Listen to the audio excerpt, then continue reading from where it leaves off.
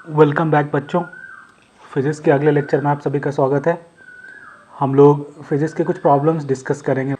शुरू करते हैं चैप्टर वाइज चैप्टर। और पहला चैप्टर आपका क्या है, मोशन है। तो इससे शुरू करते हैं। ये क्वेश्चन हम लोग डिस्कस करेंगे जो जेईई एडवांस 2023 में आया था और आसान सा ही क्वेश्चन है। क्वेश्चन में दिया हुआ है कि person of height 1.6 metre is walking away from a lamp post of height 4 metre, ठीक है, along a straight path on the flat ground. तो पहले इतने का फ़ोटो बना लिया जाए। ये एक फ्लैट ग्राउंड है, ठीक है, और एक लैम्प पोस्ट है। इसकी हाइट दी हुई है 4 मीटर, ठीक है, और एक आदमी है, इसका हाइट है 1.6 मीटर, ठीक है। और ये जो है आदमी, ये लैम्प पोस्ट से दूर जा रहा है। The lamp post and the person are always perpendicular to the ground. ये दोनों क्या है, परपेंडिकुलर टू द ग्राउंड है। If the speed of the person is 60 centimetre per second, यानी इसकी स्पीड आपकी दी हुई है 60 centimetre per second, then the speed of the tip of the person shadow on the ground with respect to the person is, ठीक है ना। Speed of the tip of person shadow, यानी इस लैम्प पोस्ट की वजह से एक shadow बनेगा इस आदमी का। ये शैडो होगा उसका, है ना, इसके पैर से लेके इसके सर का शैडो यहाँ हुआ। तो पूछ रहा है speed of the tip of the person shadow, यानी इसका स्पीड क्या होगा with respect to the person, इसके रिस्पेक्ट में। यानी अगर ये लेंथ को x बोले तो इसके रिस्पेक्ट में शैडो का लेंथ क्या है, x है, और टिप का स्पीड क्या होगा जिस रेट से ये x चेंज होगा, यानी dx/dt आपसे पूछा जा रहा है, ठीक है ना। ये है speed of tip of this person shadow with respect to this person, ये किस रेट से चेंज हो रहा है। तो बहुत ही सिंपल सा क्वेश्चन है बच्चों। इसमें सिमिलर ट्रायंगल्स यूज़ कर लेंगे। मैं नेमिंग कर देता हूँ ABCD और ये आपका E। तो आपका ट्रायंगल CDE जो है ये सिमिलर टू ट्रायंगल है ABE। ये एंगल सेम है तीनों, ये कॉमन ही है और दोनों ये कॉरस्पॉन्डिंग एंगल हो गया। तो आप लिख सकते हो दिस x, है ना, x अपॉन, अगर इसको मैं L बोल दूँ, x प्लस L, बड़े वाले ट्रायंगल का पूरा लेंथ, ये होगा 1.6/4K, है ना, CD अपॉन AB। अब बस आपको इसी को सॉल्व कर लेना और आंसर आ जाएगा, ठीक है। यानी ये क्या हो गया, 5x is equals to 2x plus 2l, यानी x is equals to 2l/3। आपको निकालना क्या है, dx/dt, है ना। ये क्या हो जाएगा, ट्वाइस 2/3 ऑफ dl/dt। दोनों तक हमने डिफ्रेंशिएट कर दिया विद रिस्पेक्ट टू टाइम। और dl/dt हमको पता है, dl/dt यानी d का क्या स्पीड है, यानी इस पर्सन का क्या स्पीड है, वो 60 सेंटीमीटर पर सेकंड है। तो dl/dt यहाँ पुट कर दीजिए, तो आंसर क्या आ जाएगा, dx/dt आपका आ जाएगा 2/3 इंटू 60, यानी ये 20 बार में गया 40। तो यहाँ आंसर आपका हो जाएगा 40 सेंटीमीटर पर सेकंड, ठीक है ना। तो सिंपल सा, बहुत सिंपल सा क्वेश्चन था। आपको इसमें सिमिलर ट्रायंगल्स का फंडा यूज़ करना था, तो आंसर आसानी से आ जाएगा, ठीक है। अब अगला हम लोग एक क्वेश्चन सॉल्व करेंगे जो जेईई एडवांस 2022 में आया था, मोशन से रिलेटेड, और ये भी बहुत ही सिंपल सा क्वेश्चन है। इसमें क्या दिया हुआ है कि projectile is fired from horizontal ground with speed v, projection angle theta. यानी एक प्रोजेक्टाइल है जिसको हम लोगों ने फेंक दिया है विथ एन एंगल थीटा, और स्पीड क्या दिया हुआ है, v, थीटा एंगल पे v स्पीड से हमने एक प्रोजेक्टाइल को फेंका है। और acceleration due to gravity, when the acceleration due to gravity is g, the range of the projectile is d। यानी जब यहाँ पे acceleration due to gravity g था, तब इसका रेंज यानी ये दूरी, ये क्या दी हुई है, d। If at the highest point in its trajectory the projectile enters a different region where the effective acceleration due to gravity is g prime, which is equals to g upon 0.81, then the new range is d prime is equals to n into d, then the value of n is। यानी जब projectile अपने maximum height पे पहुंचता है, when the projectile reaches at its, if at the highest point of the trajectory, यानी इसमें दिया हुआ ये है कि जब प्रोजेक्टाइल अपने मैक्सिमम पॉइंट पे पहुंचता है तो ये एक नए रीजन में इंटर कर जाता है, ये एक अलग रीजन है। और यहाँ पे एक्सेलरेशन ड्यू टू ग्रेविटी क्या है, ये जी प्राइम है, जी नहीं है। और ये क्या है इसकी वैल्यू g/0.81। तो पूछ रहा है कि तो आगे ये दिया हुआ है कि अगर नया रेंज डी प्राइम ये n इंटू डी हो जाता है तो n की वैल्यू आप बताओ क्या होगा। यानी आपको बेसिकली नया रेंज निकालना है, कुछ नहीं है, सिंपल रेंज का फॉर्मूला अगर आपको पता है तो आंसर आ जाएगा। रेंज का क्या फॉर्मूला होता है? रेंज का फॉर्मूला आपका होता है u² sin 2θ/g, यही होता है, सिंपल फार्मूला है प्रोजेक्टाइल मोशन के रेंज का। ठीक है, इसको भी आपको याद करने की ज़रूरत नहीं है, ये भी सिंपली आ जाता है। कैसे आता है? ये बेसिकली क्या है, horizontal velocity u cos theta into time of flight जो होता है 2u sin θ/g। इसको सिंप्लीफाई कीजिएगा तो आपका ये आ जाएगा। ठीक है ना? तो अब देखिए इसको कैसे बनाना है।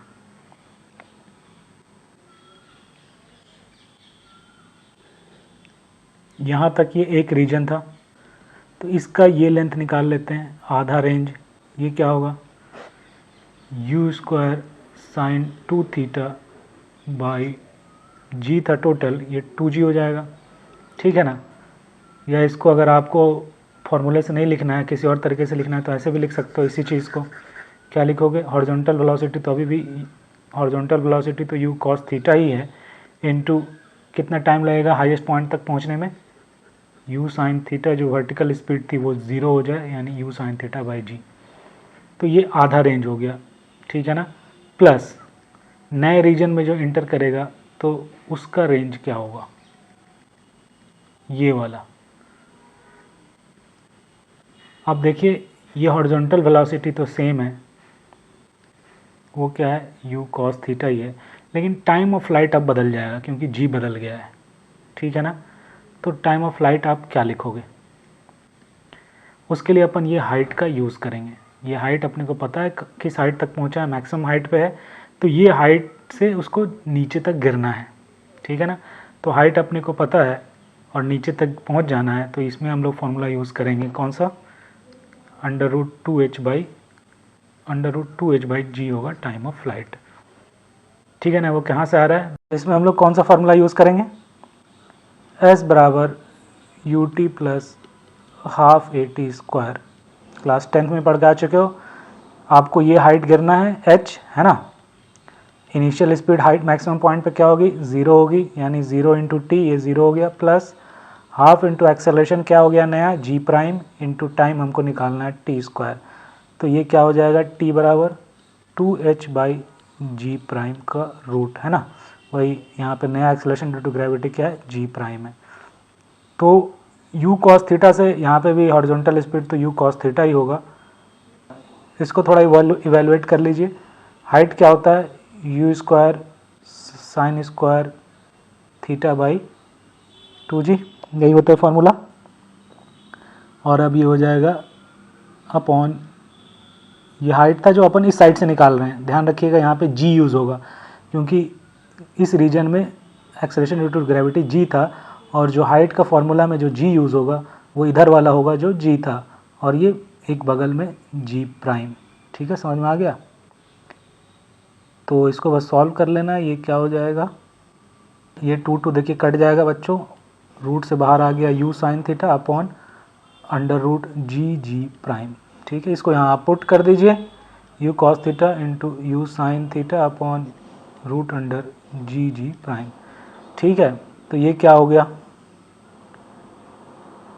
ये नया रेंज जिसको अपन d प्राइम बोल रहे हैं, ये क्या हो जाएगा, u sin 2 थीटा कर देता हूँ अपॉन 2g u², है ना, u² sin 2 थीटा, नीचे 2g आ जाएगा क्योंकि 2 cos थीटा sin थीटा बन जाएगा sin 2 θ/2g, plus u cos theta u sin theta, यानी ये u² cos theta sin theta हो गया।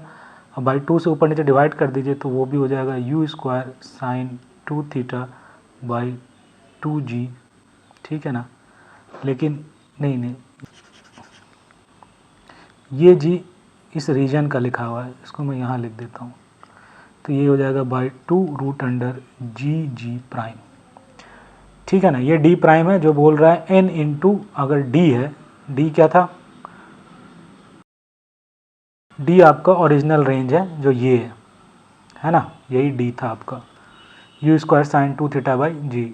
तो ये एन इंटू, और ये नया जो रेंज है वो क्या, एन इंटू ओरिजिनल रेंज के बराबर है, यानी n into u square sine 2 theta by g. इससे सॉल्व करके आप एन निकाल लीजिए।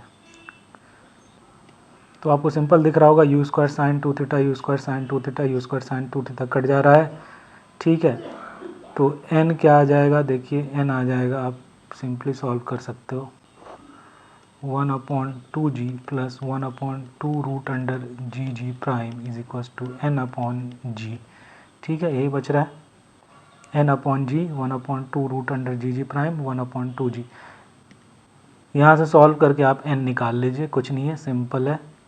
देखिए ये हो जाएगा, आप जी उधर भेज दो, एन इक्वल्स टू हो गया half plus half of root under ये जी स्क्वायर हो जाएगा अपॉन जी जी प्राइम, ये कट जाएगा, यानी एन बराबर हो गया half plus half of g upon g prime.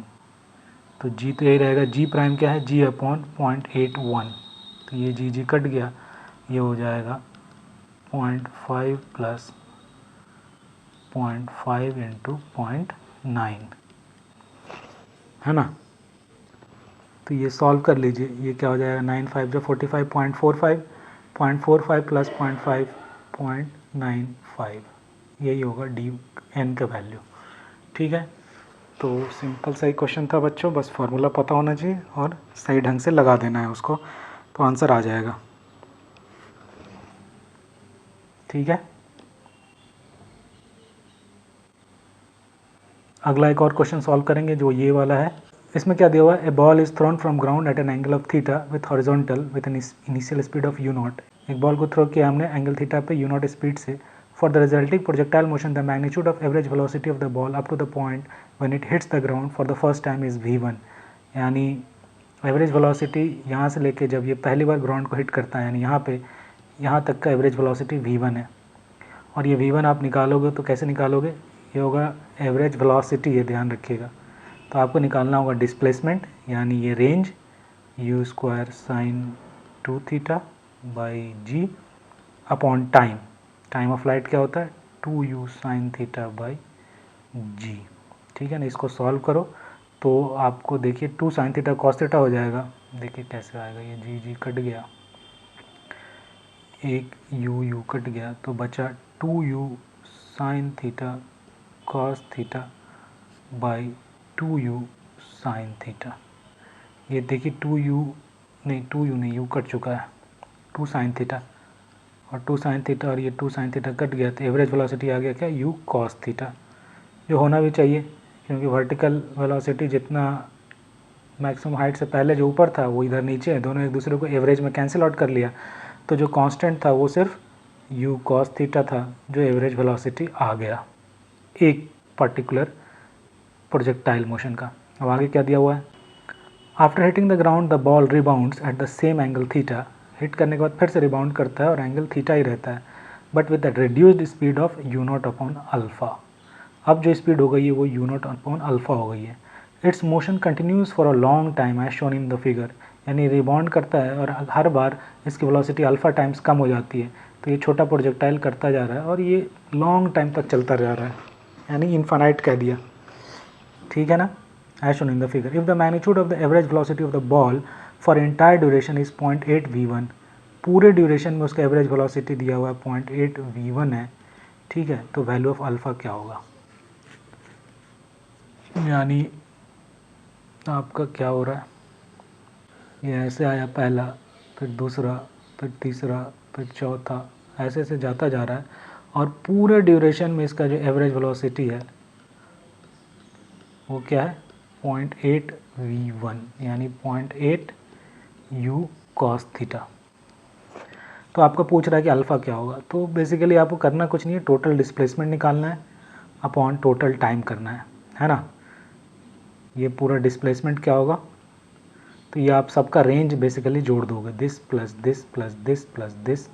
तो पहले वाले का रेंज क्या होगा, पहले वाले का रेंज आपका होगा u square sine 2 theta by g plus दूसरे का स्पीड हो गया यहाँ पे u बाई अल्फ़ा, बस ये ध्यान रखिएगा। तो वो हो जाएगा साइन 2 थीटा बाई जी, मैं इधर लिख देता हूँ u square by alpha square. फिर उसी तरह अगले वाले में हो जाएगा u स्क्वायर बाई अल्फ़ा 4, है ना, यहाँ पे हो जा रहा है u बाई अल्फ़ा स्क्वायर।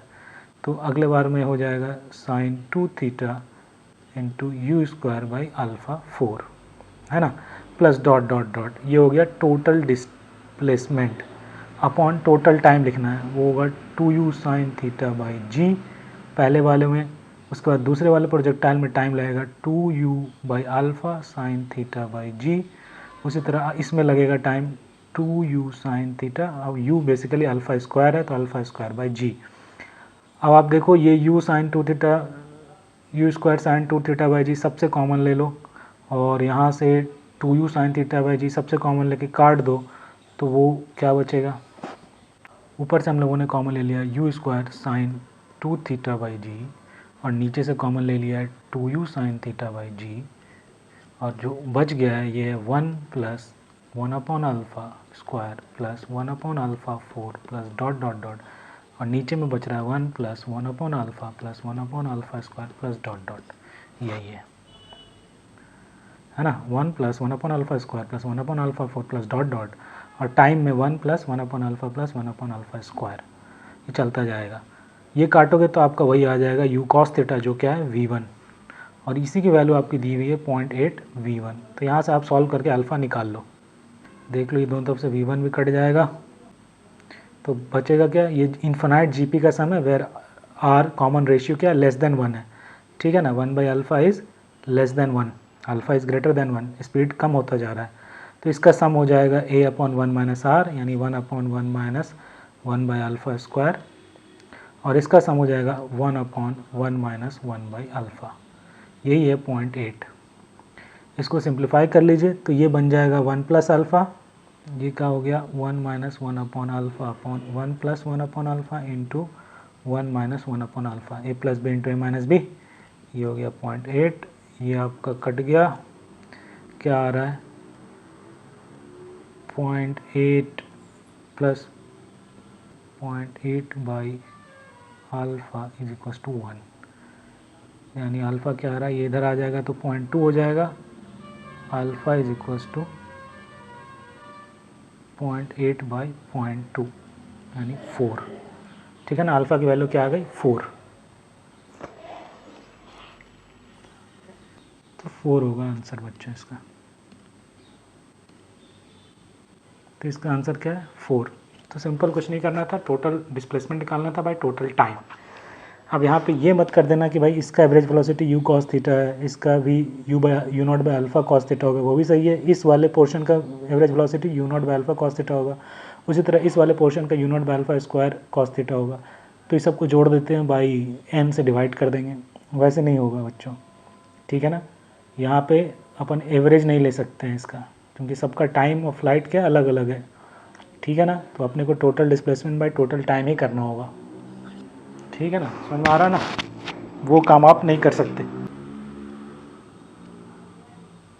नहीं तो कोई कार था, टोटल डिस्टेंस 15 किलोमीटर ट्रैवल किया, और पहला 10 किलोमीटर, मान लीजिए पहला 14 किलोमीटर तक वो 100 किलोमीटर की स्पीड से जा रहा था, और अगला 1 किलोमीटर सिर्फ वो 20 किलोमीटर की पर आवर की स्पीड से जा रहा था, तो आप वैसे करोगे तो क्या होगा 120 अपॉन 2 60 हो जाएगा, लेकिन इसका एवरेज कुछ और आएगा, आप वैसे नहीं निकाल सकते, ये गलत तरीका है, आपको टोटल डिस्प्लेसमेंट निकालना होगा जो 15 है, अब भाई total time 14 upon 100 plus 1 upon 20, यही होगा एवरेज वेलोसिटी इसमें, ठीक है बच्चों, तो आज के लिए इतना ही, आई होप कि समझ में आया होगा। Please subscribe to this channel and share with your friends, thank you.